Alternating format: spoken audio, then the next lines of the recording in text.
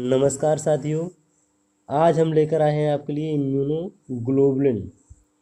Immunoglobulins क्या होते हैं, यह कितने प्रकार के होते हैं, तो हम देखते हैं। इम्यूनो हमारा हो गया इम्यून सिस्टम और ग्लोबुलिन हो गया एक प्रोटीन। इम्यून सिस्टम में जो प्रोटीन होती है उसको हम इम्यूनोग्लोबुलिन कहते हैं। Immunoglobulin also known as antibody, हम इम्यूनोग्लोबुलिन को क्या कहते हैं, एंटीबॉडी भी कहते हैं, एंटीबॉडी भी कहते हैं। आर ग्लाइकोप्रोटीन, यह किसके होते हैं, यह एक ग्लाइकोप्रोटीन होती है। कौन सी protein, glycoprotein. Molecule produced by plasma cell, जो हमारे इम्यूनोग्लोबुलिन्स होते हैं उनको हम एंटीबॉडी भी कहते हैं। यह ग्लाइकोप्रोटीन के मोलिकुल होते हैं और प्रोड्यूस होते हैं प्लाज्मा सेल से। इम्यूनोग्लोबुलिन्स जो होते हैं, five type of immunoglobulins in our body, हमारी बॉडी में 5 प्रकार के इम्यूनोग्लोबुलिन्स होते हैं। इसके लिए हमने एक निमोनिक्स यानी एक ट्रिक भी बनाई है जिससे हम इनको याद रख सकते हैं। गम दे, जो हमारी गम दे का मतलब कोई भी चीज़ जो जिससे हमको गम मिलता है, यानी गम देने वाली कोई चीज़ होती है उसको हम गम दे बोलते हैं। जैसे गम दे, इसमें हमारा IgG, IgA, IgM, IgD और IgE, एक एक के बारे में हम बारी बारी से जानेंगे। तो सबसे पहले हमारा है इम्यूनोग्लोबुलिन अल्फा यानी इम्यूनोग्लोबुलिन IgA। अबाउट 10 से 15% है, कितना होता है, हमारी एंटीबॉडी जो होती हैं उनका 10 से 15% होता है। जो इम्यूनोग्लोबुलिन A होता है, यह एंटीबॉडीज़ जो होती हैं उनका 10 से 15% होता है। It mainly found in breast milk, जो हमारा ब्रेस्ट मिल्क होता है उसमें मेनली पाया जाता है। उसके अलावा भी स्वीट टीयर और सलाइवा यानी पसीना जो होता है उसमें भी पाया जाता है। आंसू जो होते हैं उसमें भी पाया जाता है, और जो लार होती है उसमें भी हमारा इम्यूनोग्लोबुलिन A पाया जाता है। तो यह क्वेश्चन कई बार एग्जाम में भी पूछा जाता है कि which immunoglobulin found in the breast milk, जो ब्रेस्ट मिल्क में इम्यूनोग्लोबुलिन पाया जाता है उसको वह कौन सा इम्यूनोग्लोबुलिन होता है। तो इम्यूनोग्लोबुलिन A IgA को हम ब्रेस्ट मिल्क में पाया जाता है।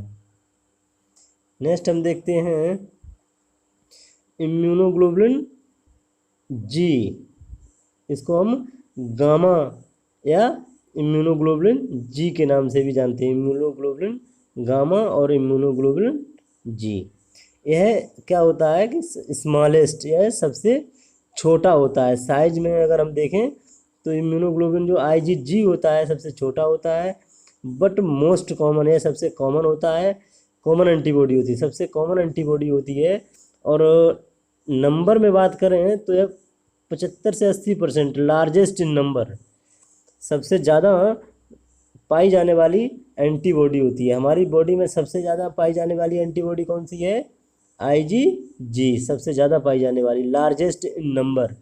और साइज की बात करें तो ये सबसे स्मॉलेस्ट इन साइज होती है। Immunoglobulin G is the only class of antibody to cross the placenta of mother to foetus. यह इम्यूनोग्लोबुलिन G जो होती है, यह केवल यही एक ऐसी एंटीबॉडी होती है जो प्लेसेंटा को क्रॉस करके फीटस में पाई जाती है, पहुंचती है। तो ये भी क्वेश्चन कई बार एग्जाम में पूछा जाता है कि which immunoglobulin cross the placenta. तो इम्यूनोग्लोबुलिन कौन सी इम्यूनोग्लोबुलिन है जो प्लेसेंटा को क्रॉस कर जाती है, तो उसमें इम्यूनोग्लोबुलिन G IgG जो होती है वह प्लेसेंटा को क्रॉस करने वाली इम्यूनोग्लोबुलिन होती है। इट इंडिकेट क्रोनिक इन्फेक्शन, यह किसको इंडिकेट करती है, क्रोनिक इन्फेक्शन को भी इंडिकेट करती है। क्यों करती, कैसे करती है, because it later appear into the serum after an infection, यह इन्फेक्शन के बाद, इन्फेक्शन के काफ़ी बाद में सीरम में पाई जाती है, इसलिए इसको क्रोनिक इन्फेक्शन का इंडिकेटर भी मानते हैं। नेक्स्ट है हमारा इम्यूनोग्लोबुलिन एम। आईजी जो एम होता है उसको इम्यूनोग्लोबुलिन म्यू भी बोलते हैं। यह 5 से 10% ऑफ ऑल एंटीबॉडी। यह कितना होता है? 5 से 10% ऑफ ऑल एंटीबॉडी। साइज की बात करें तो यह सबसे लार्जेस्ट इन साइज होता है। साइज में सबसे ज़्यादा बड़ा होता है जो इम्यूनोग्लोबुलिन एम जो होता है, सबसे बड़ा, largest in size.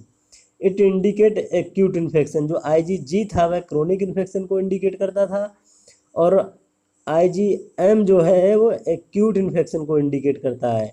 Because it secreted by first plasma cell after an infection. जब इन्फेक्शन होता है तो सबसे पहले जो इम्यूनोग्लोबिन पाई जाती है वो इम्यूनोग्लोबिन एम होती है। इन्फेक्शन के बाद सबसे पहले इम्यूनोग्लोबिन पाई जाने वाली इम्यूनोग्लोबिन होती है। नेक्स्ट देखते हैं इम्यूनोग्लोबुलिन एप्सिलॉन आईजीई। इसको हम आईजीई बोलते हैं। Antibody are found in the skin, lungs, skin and mucous membrane. कहाँ कहाँ पर पाई जाती है? जो हमारे फेफड़े होते हैं और स्किन जो त्वचा होती है और एक म्यूकस मेम्ब्रेन होती है, वहाँ पर ये एंटीबॉडी ई पाई जाती हैं। It involve into allergic and hyper sensitivity reaction.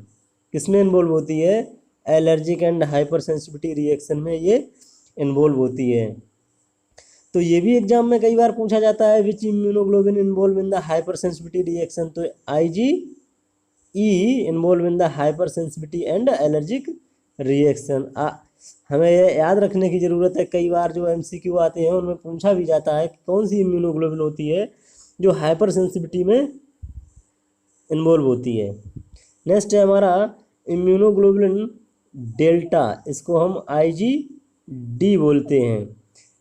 It secret into very less amount. यह बहुत ही कम अमाउंट में पाई जाती है, और इसका जो काम होता है डिफरेंशिएशन ऑफ बी लिम्फोसाइट। ये किसको डिफरेंशिएट करती है? बी लिम्फोसाइट को डिफरेंस करती है। तो नेक्स्ट है हमारा इम्यूनोग्लोबुलिन्स आर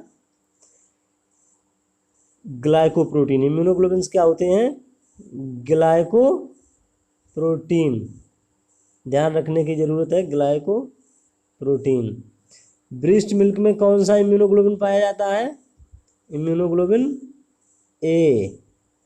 एक्यूट इन्फेक्शन को कौन सा इंडिकेट करता है? एक्यूट इन्फेक्शन को इंडिकेट करता है immunoglobulin M. Largest in size कौन सा इम्यूनोग्लोबिन होता है? Largest in size immunoglobulin M. ये भी लार्जेस्ट इन साइज होता है। कौन सा इम्यूनोग्लोबिन जो प्लेसेंटा को क्रॉस करता है? आईजीजी जो प्लेसेंटा को क्रॉस करता है। कौन सा इम्यूनोग्लोबिन है जो allergic and hyper sensitive reaction में इन्वॉल्व होता है? आईजीई। और क्रोनिक इन्फेक्शन को कौन सा इम्यूनोग्लोबिन इंडिकेट करता है? आईजीजी। स्मॉलेस्ट सबसे छोटा कौन सा होता है इम्यूनोग्लोबिन? ये भी आईजीजी होता है। और नंबर की बात करें तो ये सबसे लार्जेस्ट इन नंबर होता है। और नेक्स्ट है लार्जेस्ट इन नंबर, ये भी हमारा आईजीजी हो गया। Differentiation of B lymphocyte. Immunoglobulin जो डी होता है वो डिफरेंशिएशन ऑफ बी लिम्फोसाइट का काम करता है। तो आशा करते हैं कि हमारी ये वीडियो आपको पसंद आई होगी। इसको लाइक करें, शेयर करें और कमेंट करें। धन्यवाद।